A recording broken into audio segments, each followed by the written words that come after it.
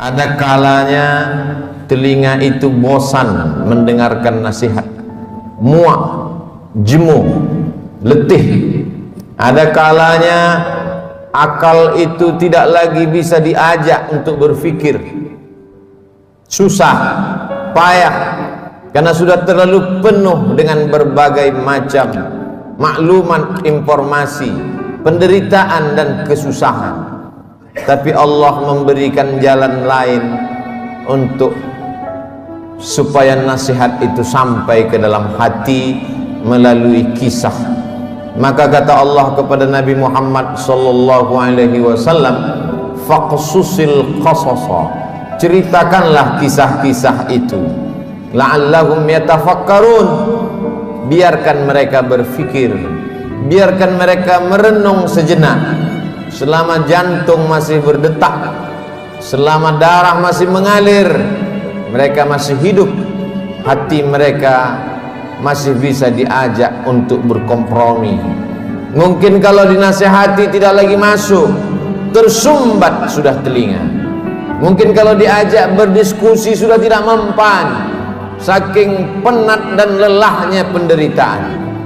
Tapi kisah-kisah masih menyentuh ke dalam hati sanubari manusia, karena nafas masih berhembus, hayat masih berada di kandung badan. Bagi yang lama tidak juga dikaruniai anak, bacalah kisah Ibrahim alaihissalam yang tidak pernah muak dan bosan berdoa, Rabbi habli minas salihin, berilah aku anak yang saleh. Bukan setahun, bukan 2 tahun, 86 tahun lamanya menikah dengan Sarah, tidak juga dikaruniai anak. Menikah dengan Hajar, anak tidak juga datang.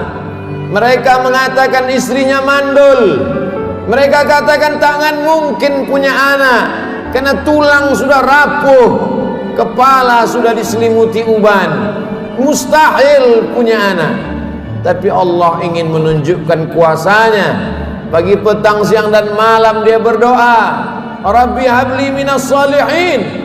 Akhirnya Allah berikan anak. Bukan cuma istrinya yang muda itu yang melahirkan anak, istri yang dikatakan semua orang mengatakan takkan mungkin punya anak, mustahil punya anak.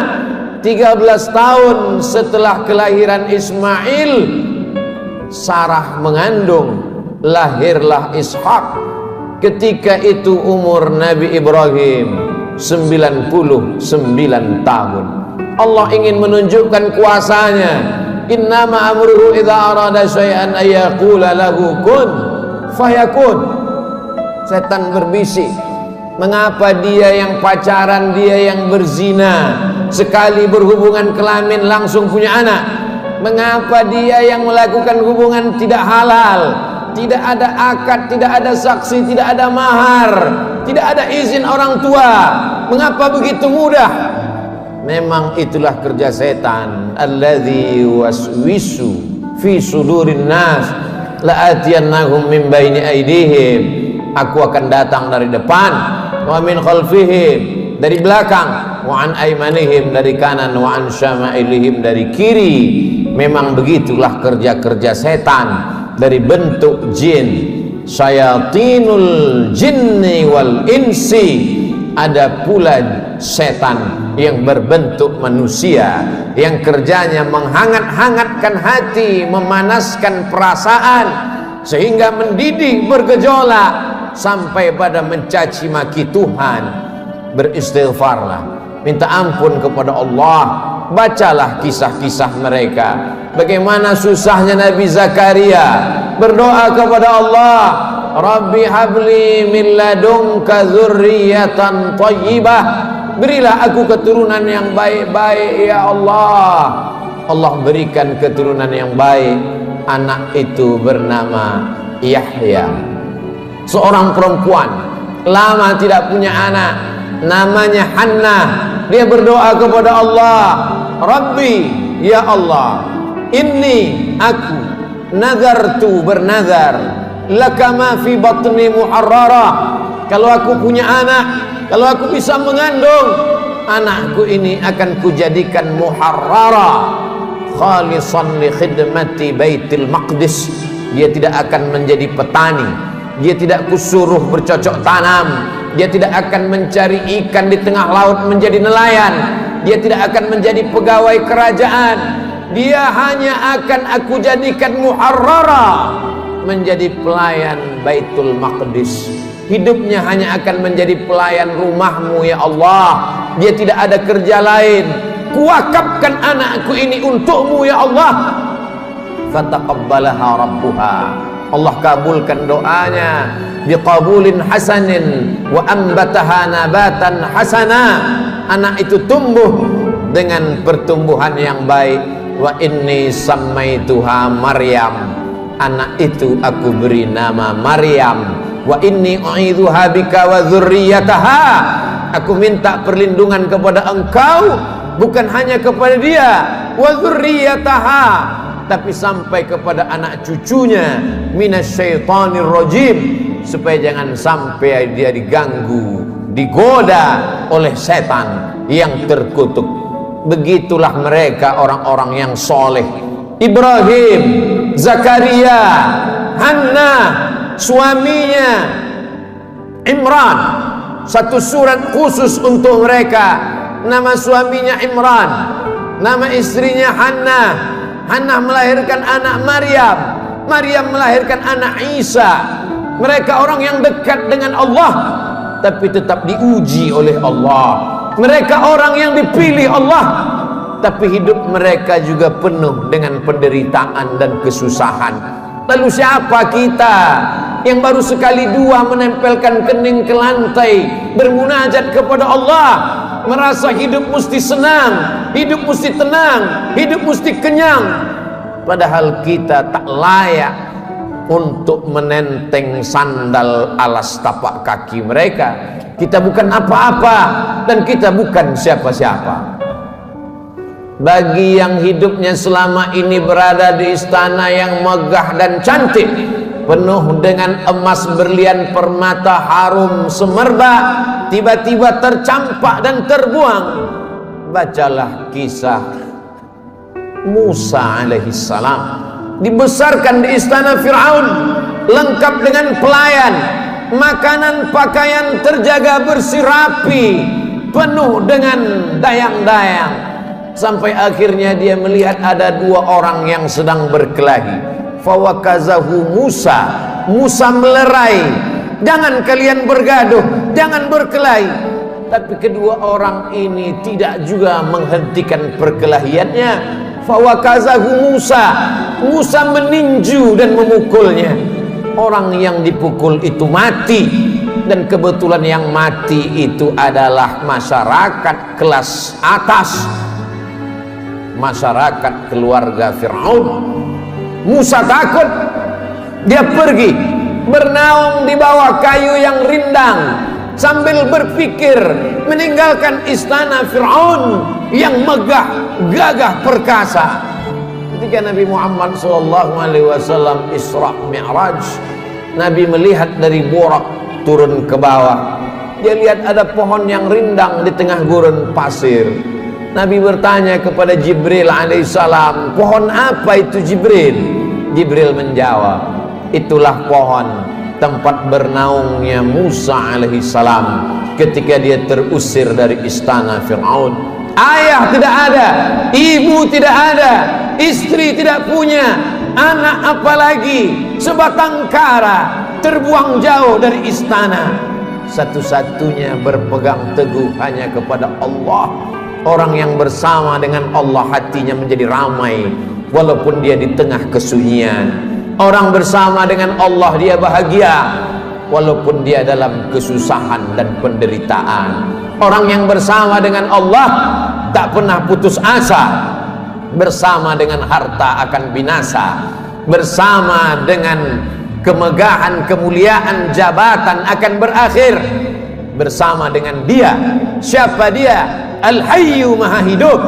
Bersama dengan dia, siapa dia? La ta'khudhuhu sinatun wala naum. Dia yang tak mengantuk dan tidak tidur.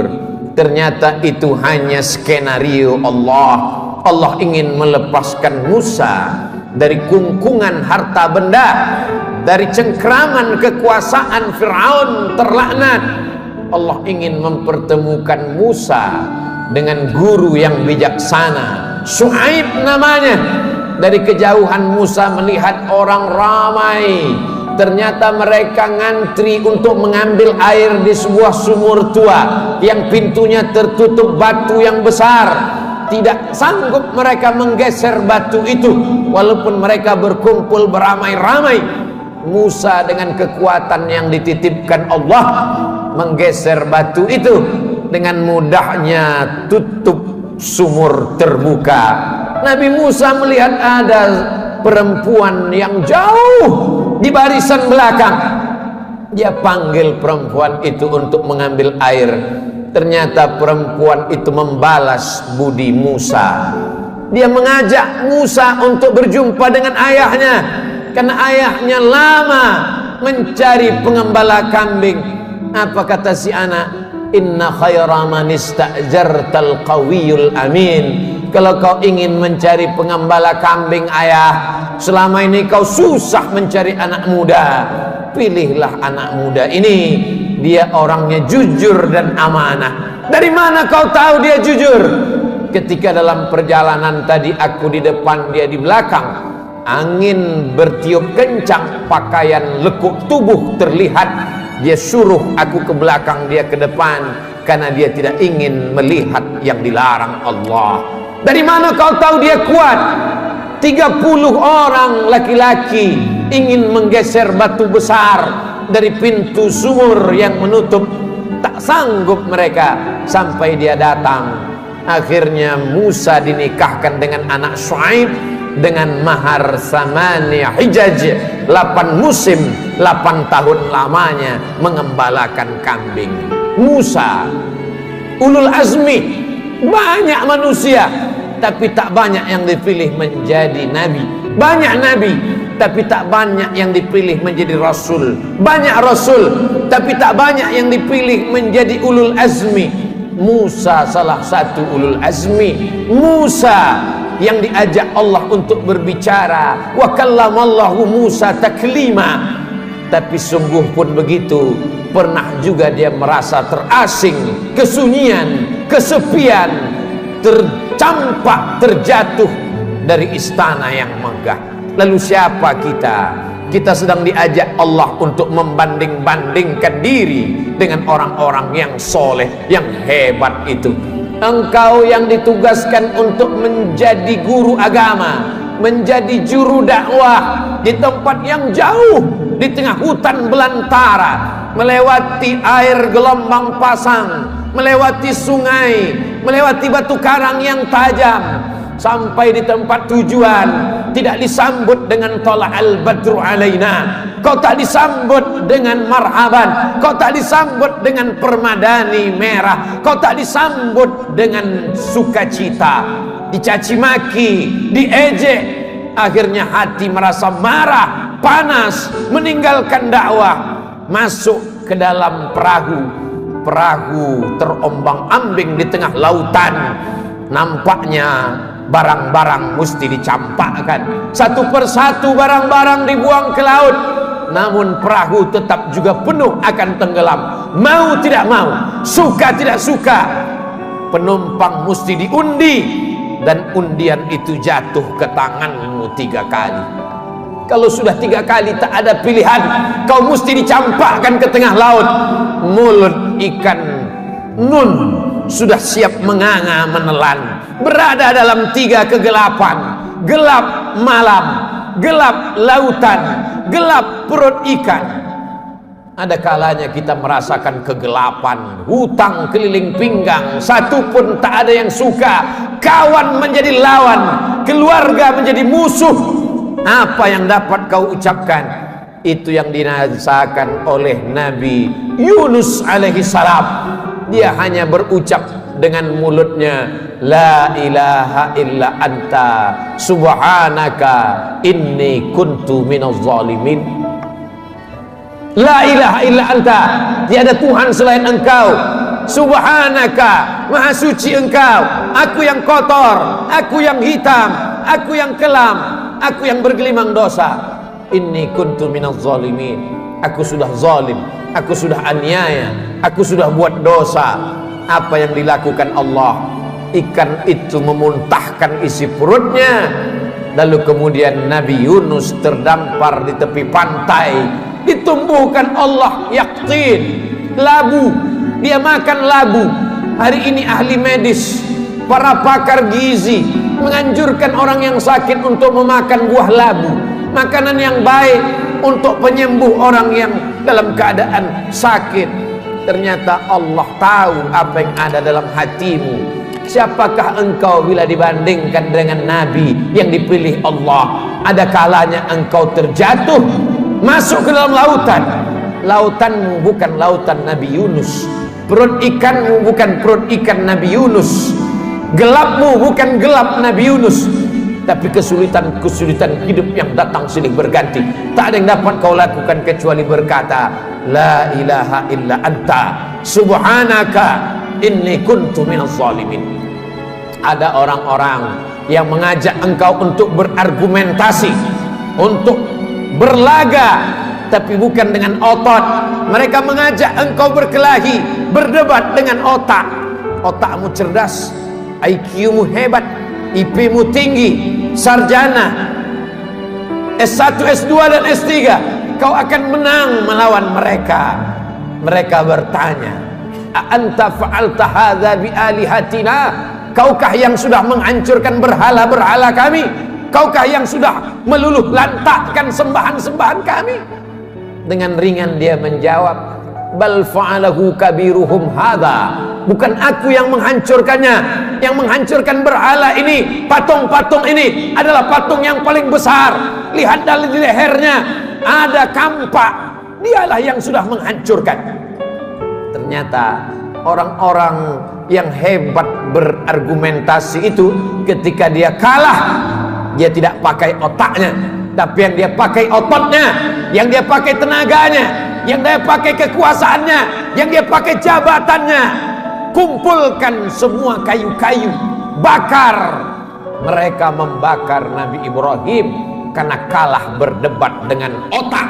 Mereka pakai otot, jabatan, kekuasaan, tenaganya mereka pakai.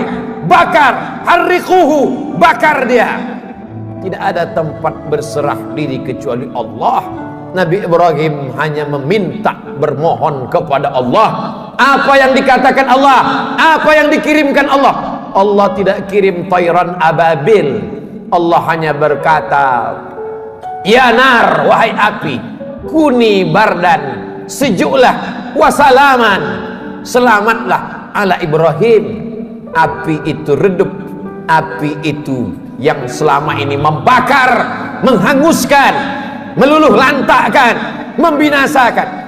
Tapi kali itu Ibrahim keluar dari api unggun dalam keadaan salaman ala Ibrahim, selamat untuk Ibrahim. Ibrahim kita ucapkan bukan sekedar pemanis bibir di ujung lidah. Ibrahim kita sebut kama sallaita ala Ibrahim wa ala ali Ibrahim, kama barakta ala Ibrahim wa ala ali Ibrahim.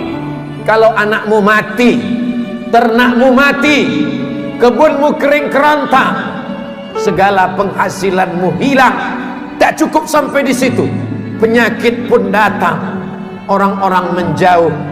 Bacalah kisah Nabi Ayub alaihissalam. Adakah Nabi Ayub berkeluh kesah? Adakah Nabi Ayub berkata, aku ini Nabi, kenapa anakku mati? Aku ini Rasul, kenapa ternakku mati? Kenapa kering kerontang? Dia hanya berkata, Rabbi, ya Allah, anni massanyad dur, aku kena penyakit ya Allah, wa anta arhamur rahimin, engkau maha penyayang di antara yang sayang. Tidak ada Nabi Ayub berkata sehatkan aku.